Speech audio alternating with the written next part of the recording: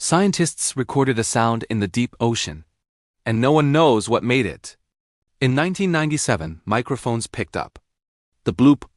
It was louder than any known animal, heard thousands of kilometers away. Too deep, too powerful. At first, people thought it was something unknown. Later, scientists suggested it could be ice cracking.